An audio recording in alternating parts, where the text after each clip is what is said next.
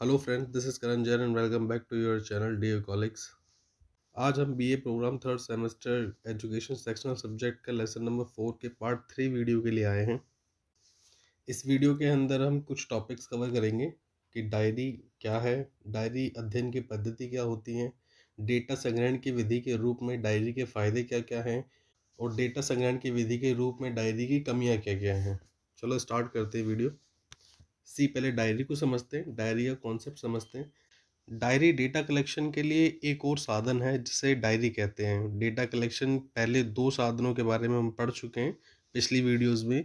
जैसे एक ऑब्जर्वेशन था और दूसरा हमारा अवलोकन था, जिसे हम इंटरव्यू भी कहते हैं। बेसिकली आप सभी को पता है डायरी क्या होती है। डायरी आप सभी को पता है कि जिसमें हम अपने एक्सपीरियंसेस या जो पूरे दिन में हमारे साथ घटित हुआ, हमारा समय कैसा रहा, आज का हमारा दिन कैसा था, आज हमने कौन से काम किए, आज आपके लिए best moment of the day क्या था, आपकी इच्छाएं, आपके गोल्स, आपकी फीलिंग्स, आप इन सभी चीज़ों को और जो भी प्रकार की चीज़ें हैं जिन्हें आप बिना किसी रोक टोक के निष्पक्ष होकर लिखते हैं।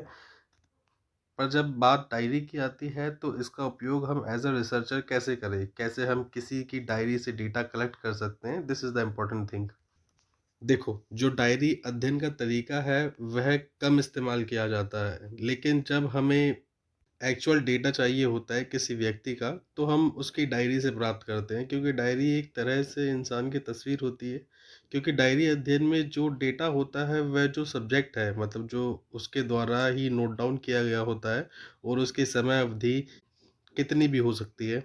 Let's understand to the example. एक एग्जांपल के थ्रू समझते हैं। जैसे मान लो मैं एक सब्जेक्ट हूँ और मैं रोज़ अपनी डायरी नोट डाउन करता हूँ।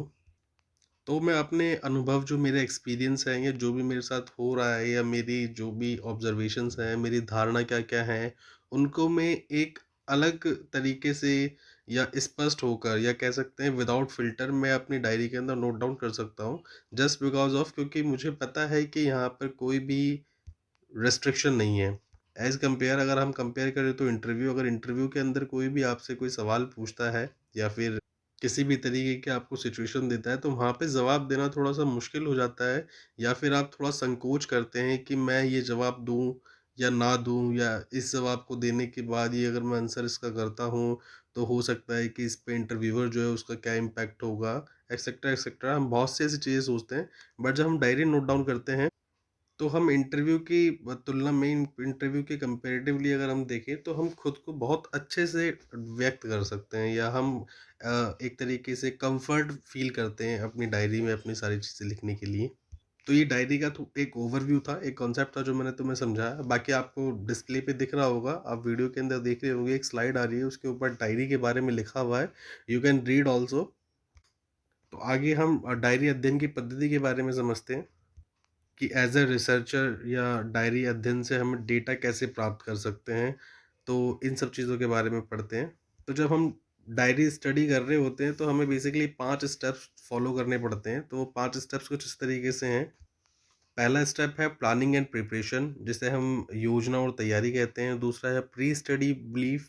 तीसरा है लॉगिंग पीरियड। फोर्थ है हमारा पोस्ट स्टडी इंटरव्यू। और फिफ्थ है हमारा डेटा एनालिसिस। तो हम इन पांचों के ऊपर बात करेंगे।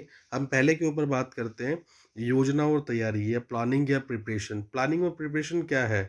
और बेसिकली डायरी स्टडी के अंदर इस स्टेप का क्या, किस स्टेप की क्या इंपॉर्टेंस है, उसके बारे में बात करते हैं। सी प्लानिंग और प्रिपरेशन के अंदर क्या होता है कि इसके अंदर लॉन्ग टर्म बिहेवियर को समझने का प्रयास किया जाता है, और इसकी कुछ ऐसी तैयारी होती है जैसे सब्जेक्ट या जो हमारा रेस्पोंडेंट है, जो हम डायरी के लिए एंट्री करने के लिए जिसको हमने पार्टिसिपेंट्स जिसे कहते हैं उसको बुलाया है या उसको इनवाइट किया है, उसके लिए हम टूल्स रेडी करते हैं। उसके लिए हम टूल्स चुनते हैं और उसके लिए एक टाइमलाइन डिसाइड की जाती है कि हाँ, फॉर एन एग्जांपल कि आप 7 दिन के लिए डायरी राइटिंग करेंगे, और इसके अंदर हम पार्टिसिपेंट्स जो हैं और भी पार्टिसिपेंट्स को रिक्रूट करते हैं, और उन पार्टिसिपेंट्स के लिए एक इंस्ट्रक्शंस तैयार किए जाते हैं, और उन्हें इस स्टडी के लिए मटेरियल्स प्रोवाइड किए जाते हैं, जिससे ये सारी जो स्टडी है, एक डायरी स्टडी जो है, उसको बेहतर तरीके से कर सके। तो ये सारी चीज़ें हम बेसिकली प्रिपरेशन और प्लानिंग के अंदर लेते हैं। अब हम सेकंड पे बात करते हैं, पूर्व अध्ययन कार्य, जिसे हम प्री स्टडी ब्रीफ कहते हैं।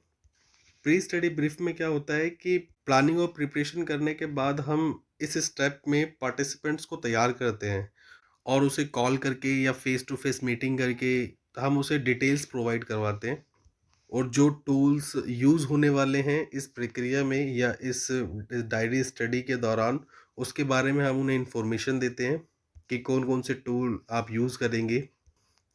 और हमें एज़ अ रिसर्चर ये भी सुनिश्चित करना होता है कि जो टेक्नोलॉजी इस अध्ययन के अंदर यूज़ होने वाली है या जो स्टडी के अंदर यूज़ होने वाली टेक्नोलॉजी है, उसके बारे में सब्जेक्ट जो है उसे पूरी तरीके से ज्ञान है या नहीं है। क्या वो इस टेक्नोलॉजी को ऑपरेट कर सकता है या नहीं कर सकता? अगर कोई इस किसी तरीके के डाउट है तो उन सब चीज़ों को हमें क्लियर करना होता है इसके अंदर। इस स्टेप में हमें स्टडी स्टार्ट करने से पहले जो पार्टिसिपेंट्स हैं उनके सवालों के जवाब भी देने होते हैं या उनके मन में किसी भी तरीके का डाउट है या किसी भी तरह का उनके मन में कोई सवाल है तो उनको हमें जवाब देना होता है ताकि वो ईज़िली इस डायरी स्टडी के अंदर जो भी उनकी एक्टिविटी है वो उसको अच्छी तरीके से कर सके। तो हियर इज स्लाइड नंबर 2 जिसमें आपको दिख रहा होगा जो योजना और तैयारी है। पहला स्टेप है प्लानिंग और प्रिपरेशन, उसके बारे में भी लिखा हुआ है और सेकंड स्टेप जो है उसके बारे में भी लिखा हुआ है। हम थर्ड स्टेप की बात करते हैं, लॉगिंग पीरियड जो होता है उसके बारे में बात करते हैं। इस स्टेप में क्या होता है कि इस स्टेप में जो इम्पोर्टेंट इंस्ट्रक्शंस होते हैं लॉगिंग के बारे में, लॉगिंग के रिगार्डिंग जो इम्पोर्टेंट इंस्ट्रक्शंस होते हैं वो हम पार्टिसिपेंट्स को प्रोवाइड करते हैं। इसके अलावा हम क्या करते हैं कि क्लीन एंड डिटेल जो इंस्ट्रक्शंस होते हैं उनको हम रेडी कर दें। क्लीन और डिटेल्स इंस्ट्रक्शंस का मतलब क्या है कि जो भी इंस्ट्रक्शन हम उन्हें दें वो डिटेल्ड में हो ताकि उनके मन में कोई आगे जाके डाउट ना हो। हम उन्हें एग्जाम्पल भी देते हैं, लाइक जो स्टडी उनको करनी है या जो भी उनका योगदान है स्टडी के अंदर उनको हम एग्जाम्पल के थ्रू समझाते हैं कि किस तरीके की एंट्रीज उन्हें करनी है। बट स्टिल इसके अलावा हमें ये भी ध्यान रखना होता है कि जो एग्जाम्पल हमने उन्हें दिया है, यानी जैसे लेट सपोज कि मैं एक पार्टिसिपेंट्स हूँ और किसी ने मुझे रिक्रूट किया है एंट्री के लिए और वो मुझे एज ए एग्जांपल समझा रहा है कि किस तरीके से आपको एंट्री करनी है। बट मुझे कुछ पता नहीं है और जो उसने एग्जांपल दिया है मैं उसके बेसिस पे ही एंट्रीज कर दूँ तो इससे क्या होगा, जो हमारे रिजल्ट प्राप्त होंगे या जो भी हमें डेटा मिलेगा उससे वो स्पष्ट नहीं होगा या वो एक तरीके से कह सकते हैं कि सही डेटा नहीं होगा। तो हमें ये भी ध्यान रखना होता है कि जो हमने एग्जाम्पल दिया है उस एग्जाम्पल के बेसिस पे या उस एग्जाम्पल के आधार पर जो हमारा कैंडिडेट है या जो भी हमारा रेस्पोरेंट है वो एंट्री ना करे। तो बेसिकली लॉगिंग पीरियड का मतलब यही होता है। हम फोर्थ की बात करते हैं। फोर्थ है पोस्ट स्टडी इंटरव्यू, यानी अध्ययन के बाद साक्षात्कार। सी इसके अंदर क्या होता है, पोस्ट स्टडी इंटरव्यू में हम यह समझने की कोशिश करते हैं कि जब कैंडिडेट और पार्टिसिपेंट्स जो होते हैं जो अपनी एंट्रीज कंप्लीट कर लेते हैं तो उसके बाद सभी कैंडिडेट्स की जो एंट्रीज होती है उन्हें हम रिवेल्युएट करते हैं और उन्हें चेक किया जाता है, क्रॉस चेक किया जाता है। और जब क्रॉस चेक कर लेते हैं, इवैल्यूएट कर लेते हैं, इवैल्यूएट करने के बाद हम डिटेल्स या जो एंट्रीज होती हैं उनको डिस्कस करने के लिए एक फॉलो अप इंटरव्यू प्रोवाइड करते हैं। यानी जब जब हमारी डिटेल्स है जो भी एंट्री है रेस्पोंडेंट जब वो कंप्लीट कर लेता है तो उनके साथ रिसर्चर एक फॉलो अप इंटरव्यू ऑर्गेनाइज करता है, जिस इंटरव्यू के अंदर वो क्वेश्चन पूछता है जैसे जो स्टडी वो कर रहा है अगर उसके अकॉर्डिंगली किसी व्यक्ति ने या किसी कैंडिडेट ने कोई जवाब नहीं दिया है तो अगर रिसर्चर चाहता है तो वहाँ पे उस सवाल को पूछ सकता है कैंडिडेट से, उसके बारे में उससे डिस्कस कर सकता है। इस स्टेप के अंदर हम पार्टिसिपेंट्स जो होते हैं उसके स्टडी जो कि हमारी डायरी स्टडी है उसके एक्सपीरियंस के बारे में फीडबैक भी लिया जाता है। तो बेसिकली पोस्ट स्टडी इंटरव्यूज़ के अंदर हम ये सारी चीज़ें करते हैं। फिफ्थ की बात करते हैं, डेटा एनालिसिस या डेटा विश्लेषण। डायरी स्टडी के दौरान जो पार्टिसिपेंट्स होते हैं उनके थ्रू जो डेटा कलेक्ट किया जाता है वो बहुत सारा क्वांटिटी में होता है, यानी बहुत ज़्यादा होता है। इसलिए हम इस डेटा को एनालाइज करते हैं जिससे हमें जो रिसर्च करने में या फिर जिन प्रश्नों के हमें उत्तर चाहिए वो प्राप्त हो सके, यानी एक इवैल्यूएट किया हुआ डेटा हमें मिल सके। इसमें रिसर्चर अपने बिहेवियर को स्टडी करता है। जैसे कोई रिसर्चर फॉर एन एग्जांपल किसी कस्टमर या सेवा या सर्विस के ऊपर कोई रिसर्च है तो एज अ रिसर्चर वो ये ऑब्जर्व करता है कि मैं कस्टमर हूँ और अपने आप को वो कस्टमर की तरह बिहेव करने लगता है कि जब मैं ऑब्जर्व करूँगा कि मैं कस्टमर हूँ तो मुझे क्या क्या परेशानियाँ हो सकती हैं या क्या क्या मैं करता हूँ या क्या क्या मेरे स्टेप होंगे। तो इस तरीके से वो अपने आप को एज एन कस्टमर की तरह ऑब्जर्व करता है।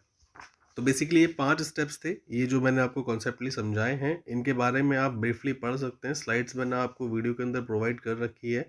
आप वो स्लाइड भी पढ़ेंगे तो आपको ईज़िली समझ में आ जाएगा।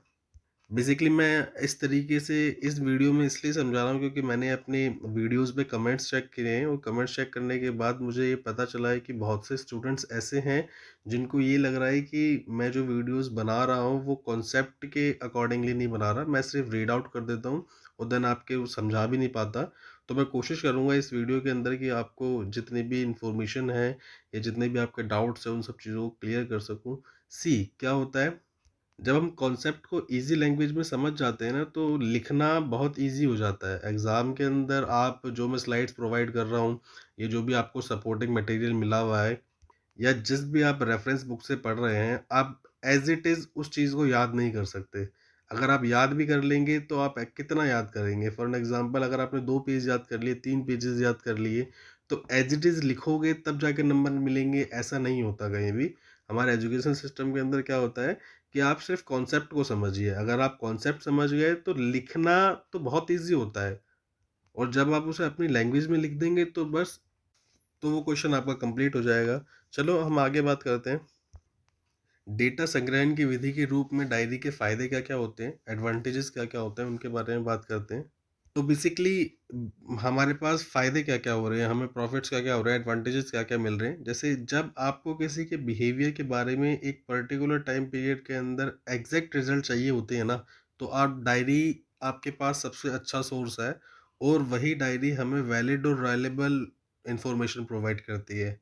सी अगर कभी भी किसी के बिहेवियर के बारे में अगर आपको जानना है, पर्टिकुलर टाइम पीरियड में, जैसे आपको 1 महीने के अंदर किसी के बिहेवियर के बारे में जानना है, तो आप उसकी डायरी उठाइए और डायरी से आपको एग्जैक्ट रिजल्ट मिल जाएंगे और वैलिड और रिलायबल रिजल्ट मिलेंगे क्योंकि डायरी के अंदर वो सारी चीज़ नोट डाउन करता है, जैसा कि हमने पहले पढ़ा था कि वो सारी चीज़ें नोट डाउन करता है विदाउट फ़िल्टर, तो आपको डेटा कलेक्ट करने में थोड़ी ईज़ी आसानी रहती है।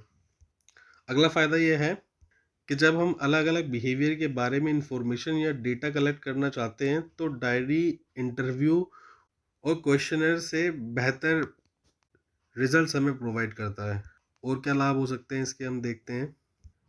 इससे हम सेक्सुअल बिहेवियर प्रॉब्लम जो होती हैं उसको सॉल्व कर सकते हैं क्योंकि इंटरव्यू या क्वेश्चनर से ये पॉसिबल नहीं होता। सी ये इंपॉर्टेंट है, इसको आप समझिए कॉन्सेप्टली कि जो हमारे सेक्सुअल बिहेवियर प्रॉब्लम्स होते हैं उसको हम अगर इंटरव्यू के अंदर क्वेश्चन के ऊपर क्वेश्चन की तरह पूछें तो एक तरीके से जो कैंडिडेट होता है वो इतना कॉन्फिडेंट नहीं होता या इतना सक्षम नहीं हो पाता कि वो इन सब चीज़ों के बारे में किसी इंटरव्यूअर के सामने खुल के बात कर सके। बट स्टिल वो डायरी के अंदर वो सारी तरीके लिख सकता है, वो सारी चीज़ें लिख सकता है विदाउट एनी फ़िल्टर, विदाउट किसी की रोक-टोक के या उसको किसी चीज़ का डर नहीं होता। तो it will be more helpful compare to interview और क्वेश्चनर। अब हम डिसएडवांटेजेस के बारे में बात कर लेते हैं कि डेटा संग्रहण की विधि के रूप में जो डायरी होती है उसकी क्या-क्या कमियाँ होती हैं। सी यहाँ पे लोगों को लगता है कि डायरी लिखना एक बोरिंग काम है। आपको भी लगता हो शायद, या बहुत से ऐसे लोग हैं जिनको लगता है कि लोगों को डायरी लिखना बड़ा बेकार काम है, बोरिंग काम है और एक ये एक्स्ट्रा वर्क है जो उन्हें अपनी लाइफ में या अपनी डेली यूज़ के अंदर ऐड ऑन करना पड़ेगा, तो लोग इन सब चीज़ों से भागते हैं कि यार मैं डायरी राइटिंग क्यों करूँ? एक ये बहुत बड़ी कमी है इसकी। दूसरी कमी क्या है कि लेट्स सपोज़ मान लीजिए किसी ने डायरी लिखना स्टार्ट कर दिया, बट कभी-कभी क्या होता है कि पॉसिबिलिटी ये है कि व्यक्ति जो है, वो पर्सन जो जो डायरी लिख रहा है, वो अपने रिकॉर्ड को रखने के लिए कम मेहनत करता है। उसको ये लगता है कि यार मैं राइटिंग तो कर रहा हूँ, बस स्टिल सिर्फ़ मेरे लिए इतना ही काफ़ी है, अब मैं उसके रिकॉर्ड को मेंटेन करके ना रखूँ, मेहनत मुझे ज़्यादा ना करनी पड़े। तो एक ये कमी भी है। एक सबसे बड़ी कमी ये है कि जो याददाश्त होती है ना, मेमोरी रिकॉल प्रॉब्लम जो होती है, उसकी वजह से भी कभी-कभी रिकॉर्ड की डिटेल्स है ना हमें जल्दी नहीं मिल पाती। तो ये हमारी वीडियो में हमने डायरी के ऊपर एक कॉन्सेप्चुअली वीडियो बनाई है, जिसके अंदर मैंने आपको ये सारी चीज़ें बताई है कि डायरी क्या होती है, डायरी की कमियाँ क्या-क्या हैं, डायरी के फ़ायदे क्या-क्या हैं और कौन किस-किस स्टेप से हम डायरी को स्टडी कर सकते हैं। तो होपफुली आपको ये वीडियो पसंद आएगी। नेक्स्ट वीडियो जो है वो लेसन नंबर 5 के लिए होगी कि बच्चों की दुनिया की खोज के लिए उपकरण के रूप में तस्वीरें, फोटोग्राफ्स और ड्राइंग किस तरीके से हम काम में लेते हैं या किस तरीके से उनका यूज़ होता है। तो मिलते हैं नेक्स्ट वीडियो में। Best of luck for your exams. Thank you.